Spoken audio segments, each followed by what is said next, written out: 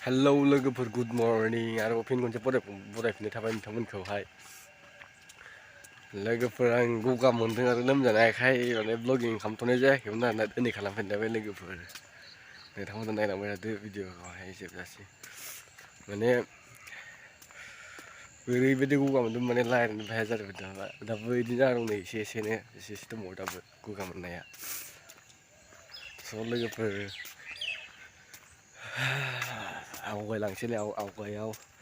नायलांबाय थादों नोंथांमोना भिडिअफोरखौ जोबजासिम आरो नोंथांमोना दासिमबो आंनि चेनेलखौ साबस्क्राइब खालामनो लायोबा साबस्क्राइब खालामना लाबानो जाबाय लोगोफोर आरो भिडिअखौ लाइक खालामनो दाबाव लोगोफोर लामायाव ओंखारबोबाय थायो सान्दुं गोसा दुंबायलै 7टा गाहाम जाबाय फुंनि स' लोगोफोर दिनैनि भिडिअआ बेसेबांल'सोमोन लोगोफोर नोंथांमोना भिडिअखौ नायनानै मोजां मोनोबा चेनेलखौ साबस्क्राइब आरो लाइक खालामना होबानो जाबाय लोगोफोर दिनैनि भिडिअ बेसेबांल'मोन लोगो मोनसिगोनलाय नेक्स्ट भिडिअआवहाय बाय बाय।